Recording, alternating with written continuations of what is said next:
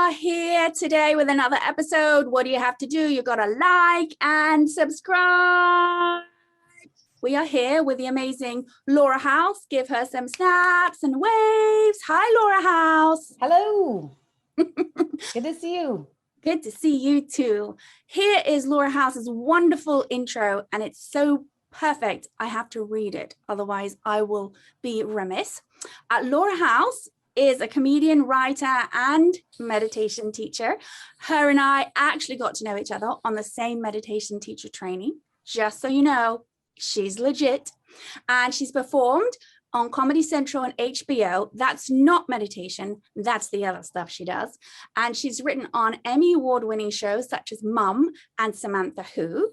She was the showrunner and executive producer on BBC's BAFTA-winning series, A Secret Life of Boys. Check that out. And now she co-hosts a podcast, TINY Victories, with the New York Times bestselling author Annabelle Gurwitch. It's a 15-minute feel-good show where they celebrate minor accomplishments and fleeting joys. And I think everybody here will love that, who loves this. So check that out. So hello, Laura House. Hello. Would you like to ask people to like and subscribe? Like and subscribe. There you go. All right. First question is, how would you describe the taste of a banana to someone who's never had one? Well, this question makes me sad and mad, and I'm not sure why. I guess it makes me wonder who is this person? Do they not, is it like an alien who's just never encountered, like, what is banana? And if so, we wouldn't have the same taste mechanism. Can someone not afford a banana because they are like 3 cents or often free? Like was someone kept in some kind of confinement and kept away from, but so that's my, I get genuinely hung up on like, who hasn't had a banana? And if they can't, and like, if they haven't tasted one because they can't taste some, like, how would you describe a sunset to a blind person? Then like, I wouldn't even want to describe a banana taste to them because they can't taste. So I have to forfeit this because it's too sad. It's too sad. The backstory is where you're stuck on, like a writer. What's the backstory? Very upsetting. On like, who's not, I would just give them a banana. Like, I just fit like, what am I torturing this banana free person with? Or is it just an incredibly overly cautious person that's like, I need this described to me before I dive in with the taste. Like, and then I don't even want to know that person. So I just find it how did I get myself in that situation where I would have to do that? So I can't. All right. Well, if you agree with Laura, just pop it in the comments because she's going to need some support and love, I can tell. Can someone be on my side with the banana scenario? Please pop it down there. Say you are with Laura with the banana trauma and the backstory. Banana trauma. Something weird's going on if someone's like, just never tasted a banana. Come on. Who raised that person? I'm so sad. Well, let's move it off of the banana person onto you. And when did you have your first existential life crisis as a child? This question oddly makes me happy, even though it seems very intent, like, because I love that it assumes, well, obviously you've had existential crises, more than one. When was your first and as a child? And I instantly knew the answer because I have thought about it a lot in my life. I was 8 years old and we went to, my mom and I went to an Episcopalian church, and Church of England, as you may know it. There's a picture of the Queen in the the priest office, I noticed. And anyway, exactly. It would be great if it had been an animated, like an animatronic, but anyway, it's just a picture sitting there. But maybe it had like spooky eyes that you could look. Anyway, I don't know. Episcopalian. I genuinely liked it. Like, my dad wouldn't go to church. And then when my brother realized, because dad didn't go, he had precedent, so he didn't have to go. But I really loved it. So I went to Sunday school. I mean, I was just into it. I was like, okay, yeah, Jesus and love, and this is great. And then one day my mom said, we're not going to that church anymore. There was and there had been a split in that church. And so they had, factions one had peeled away, and one group was staying in the church, in that building and in the thing. And this other group that my mom was in, and my mom was not a controversial figure, very low key junior high teacher. Like we were told as children, like never sign things, never stand up for it. We were told like, don't ever stand up for anything. You'll just get in trouble. So she was not a troublemaker at all, but something came up and she left the church. And then our church, we were buildingless, and we like had church in like a YMCA at one point. And then at one point in a different church before they had church.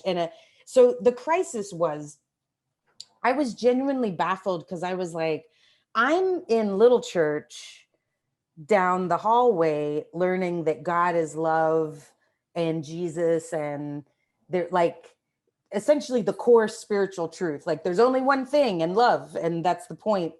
And I was like, and you guys can't get it together? Like you're the adults. And I just remember being like, I don't even like, why can't you understand what I understand? Basically was it. Then it was only later that I realized she was on the wrong side of the argument. The argument had been about, should women be able to be priests? And my mom was team no. So you would have kicked her out as well. Can you imagine? I was just like, yeah, exactly. But I mean, somebody came to the house and said, you could be, I don't know if the word was ostracized, but it was a word that meant in the religion, not just ostracized, but like will actually like not go to heaven. Like it was like a serious damned. She'd be damned. but it was a word like ostracized. I just can't think of what. Oh, excommunicated. It was the idea of like, it wasn't just like, hey, we're mad at you. It was like, hey, you might not go to heaven if you do this.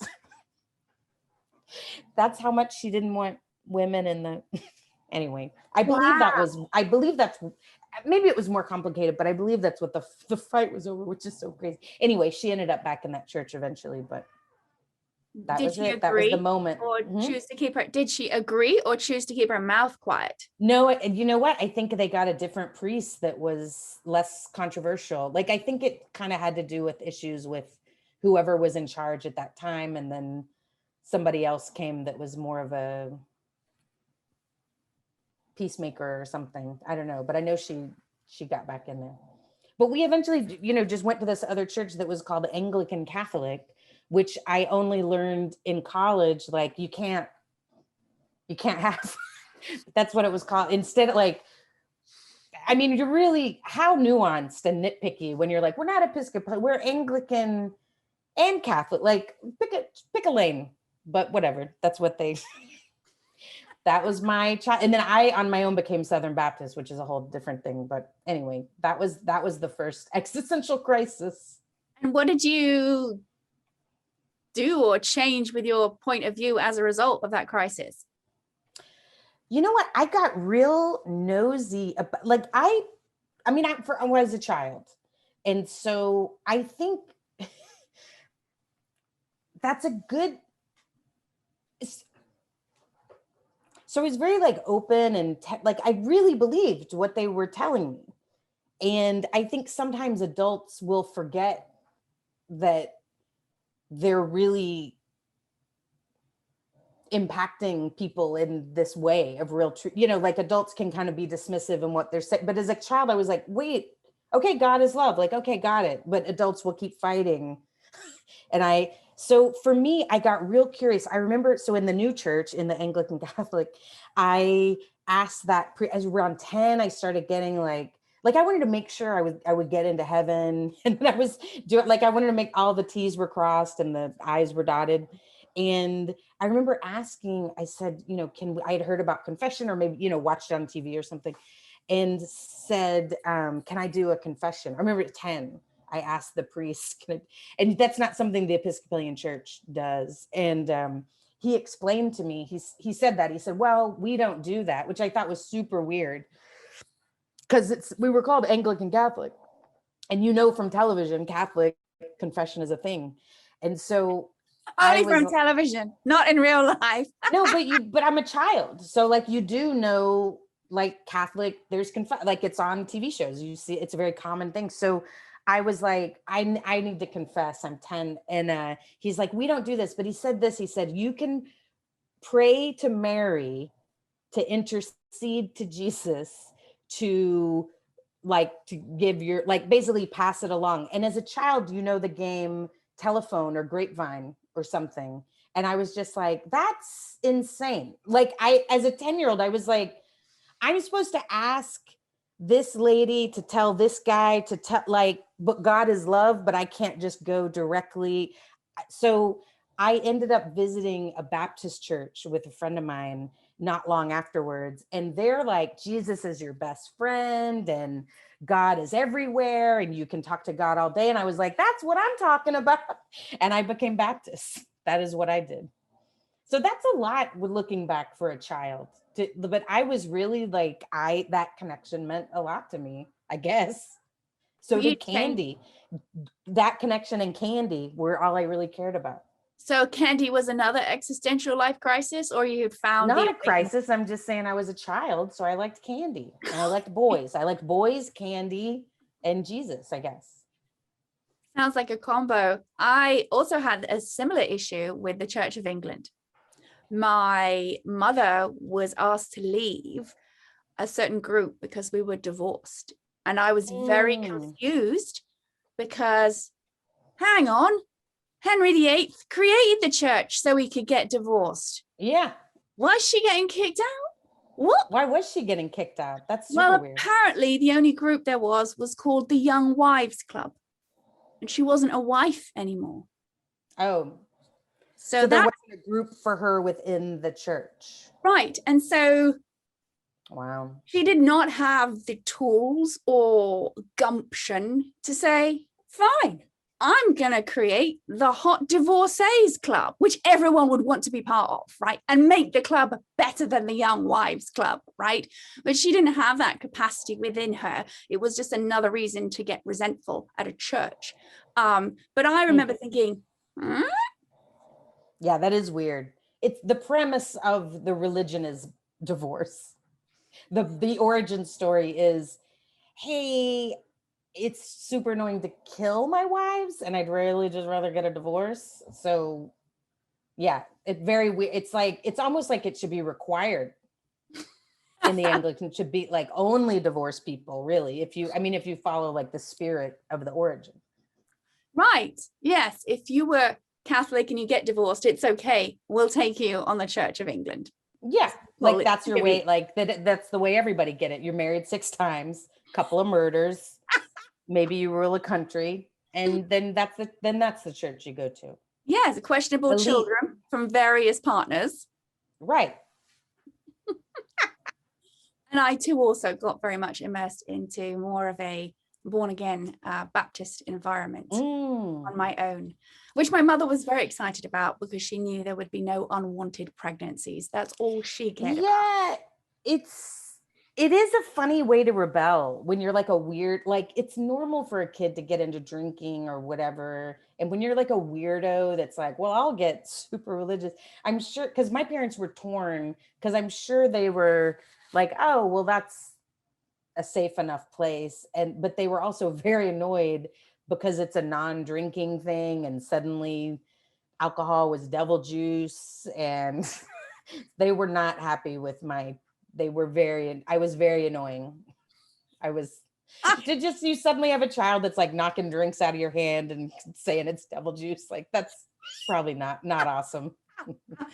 I do remember telling my sibling that he will go down under to the bad place if he doesn't believe at one point. Oh yeah. No, that's that's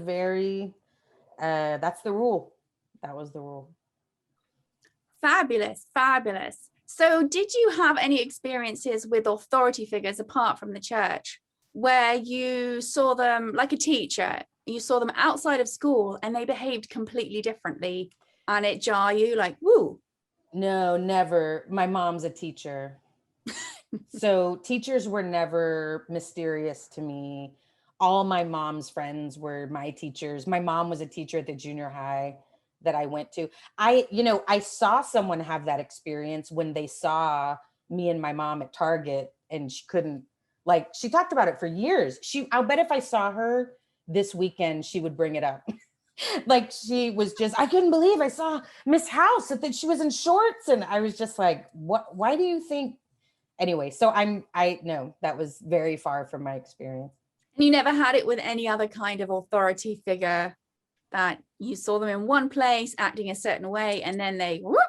No, the principal of my elementary school lived down the street from me. Like, I don't know, like, and those were really the only, I mean, I can't think of, so no, I don't have any impact, it may have happened, but I don't have any lingering impact of any of that. Yeah. What would Laura House like to do to leave for this planet, allowing it to be a better place than before you got here? Surely it's already a better place because I have been here. Well, that goes without saying. Right. I mean, I leave my little trail like a snail. I leave my little, I don't know. That's such a wild question because I feel it also, I don't think there's anything I can do to impact the world. I think I am a very small cog in the multitude of wheels. So I really think, the best I can do, I'll share specifically. So both of my parents have passed away. And my mom like 16 years ago, but my dad just a couple months before the pandemic. And I'm not the first person to experience this. It changed me. Like he died, I helped him pass, like hospice, and I was there with him, and very beautiful in a way, very horrible in a way, very, I don't know, I'll just say beautiful again. It was an amazing shift. And to see him go from, and I had never experienced, we don't experience this, but I had certainly, I had not, and I'm very sober, and I had just not experienced this. And he's my dad. He's a person in a body, and he's my dad, and then he's not in a moment. And you can't, and suddenly in that moment, because he was my second parent,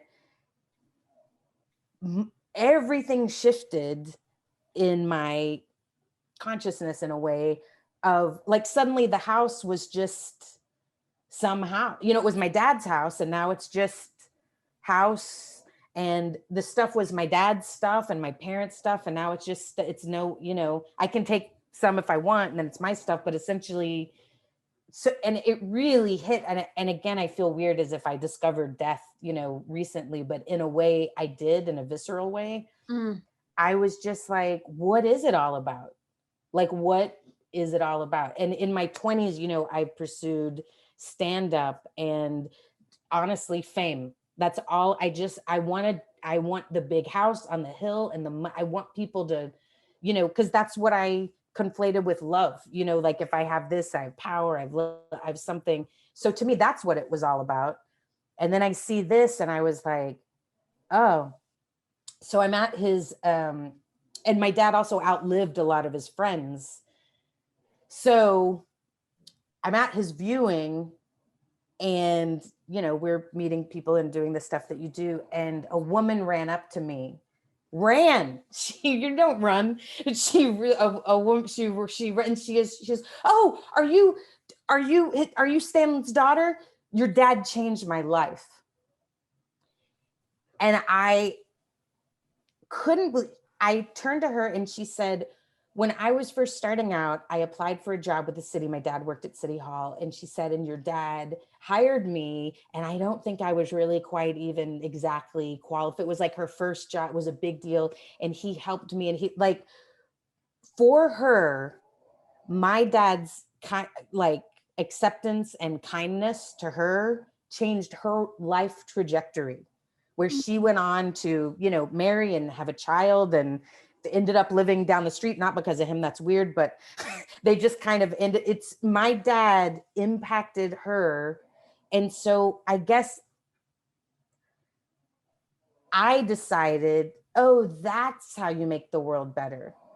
Like I can't impact the world, and I feel like I would be miserable trying, but maybe I can show kindness or acceptance or compassion to someone like that, that someone one day can say, oh, that person changed my life. Maybe they don't even know my name, you know, maybe it's so I don't know. I think and then also I do this podcast, Tiny Victories, and we talk about like, it's overwhelming to go big, go tiny. So I guess I would feel like maybe just tiny kindnesses. Maybe that's what I can do to make the world better. I agree. It's one heart to one heart, which can impact on a deeper level. And that can be a desire to go to a grocery store we never expected, and we smile at someone and they just look at us like, and we think, well, why am I here? And we don't know how that could have changed them, right? The ripple effect of who we are. And I am deepest condolences. Oh, thank you. Yes, absolutely.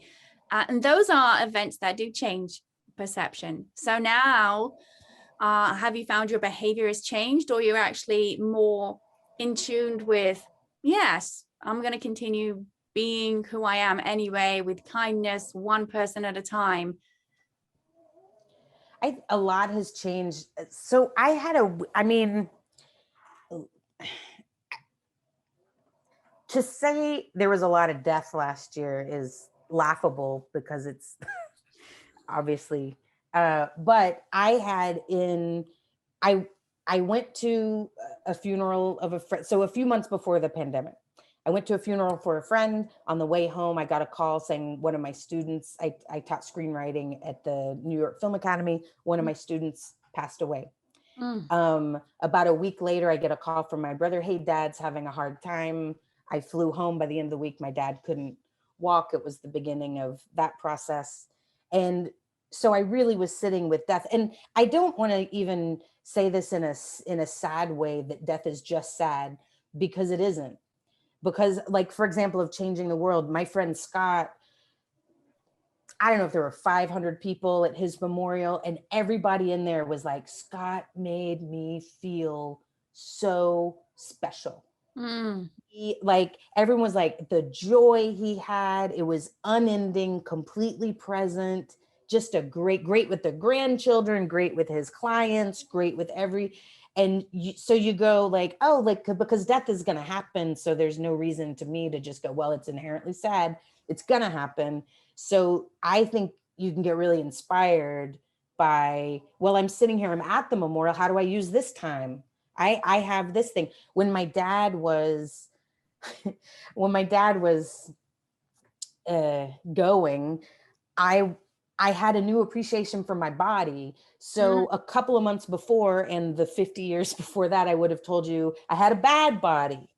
It's too fat, it's too slow, it's not right, it's not this. But as my dad literally could not use his body, I was like, my legs are amazing. And I just wanted to like kick a ball. Like, we went and bought a ball at Walmart and just kicked, because we could. And like, I went swimming and I just started running around. And because I was just like, we even talked kind of in, meditation terms. It was a new level of appreciation of existence. That's what death can give you, because we witness it and we go, oh, wait, but almost like we just got beamed down from another planet. Oh, look, I have hands. And it can be this awakening of appreciation. So no, I haven't changed, because I haven't changed back. I don't want to lose that. And this year with pandemic and seeing so many people go, I was just like, I moved. I had not been happy where I was, but I had just been putting up with it because that's what you do, because it's life. And I was able to move, and I just moved to the country. I live in the country now. And I just feel happy here and I'm doing my thing here. And I'm just like, man, I don't have any answers other than, you know, be kind, be happy, because I don't know. I feel like I got a PhD, like I got a master's in death in the past year, in a way we all did, you know, and I think there's a lot of great lessons about life, I guess, you know, to take from that, like in genuinely in a really, really positive way, like pet a dog. It's really profound when you're just like, I'm here, this dog is here. It's not always going to be the case, but in this moment, here we are and enjoying each other. And a dog, you know, or you'll get bit maybe, but oh, maybe not. But not sounds just like a random violent dog, but you know. But it is, I mean, so to me, that's what, and I never had that before. I was always just like, I just need more money. That was my only problem for 30 years was like, I just need more money. I just need more money and I just need a better everything. And then I was like, oh man. And then when you got more money, what happened? You just want more money. There's not a level of money where you don't want more money. Thing about money. Yeah. The thing about numbers is there's always a higher number to get. So yeah, like, cause something a lot of people might have had also, you know, so about a year ago, it's, you know, March 2020, I guess. I don't even know what years things happen. But in January, I have all these problems, right? January, February, I have problems. I have this job and this is tough and this thing and I don't have enough time and I'm money and I'm not successful for where I am and where I should be. There's a huge gap and I feel bad about it and I'm not quite right and I blah, blah, blah. And then COVID, and a really good friend of mine got it like before we even really knew what it was. And he was in intensive care, 6 weeks in and out of a really serious new dad, just adopted 2 foster kids, beautiful guy, he's fine now. But we were like, oh, and so and coming off all that other death stuff, it's like, I just had this like, oh, I don't have any problem. Like if I don't have this thing, I have everything. And that's such a gift. And it's not like you don't, you know, you still want stuff or feel bad sometimes, but I at least have that experience of that different feeling, that it's a good feeling because it's when you're just it's gratitude. It's a deep and it's a vat of gratitude. It's vatitude. It's a vat of gratitude. Yes, I mean, that's what I was going to say. You had an awakening of gratitude, bringing you bliss for being in the moment. Yeah, it really was. Because I mean, really, when you're just like, and I feel like that's kind of what we were talking about. I know maybe it's not fair. It was a little bit before we started officially, but as we're feeling people getting back to normal, part of what I'm not interested in losing is that perspective. You know, I don't want to go back to how I was February 2020. Because I was just like, no, I know, but well, I still need more. And it's like, well, for what? For what? Right. For what? Now for what? Oh, one of my favorite lines. Yeah, for what? Right. All the money in the world. I've had really happy moments in, you know, the past 10 years. And I say 10 because it's like after meditation, learning to meditate in sobriety. So in this kind of recent-ish time, really happy moments where I thought, oh, I don't need more money. If I had more money, I would just want to buy stuff to feel like this. And I do feel like this. And that's like one of the great things too about meditation, the kind we teach, and all of them are, oh, you can cut out the middle part.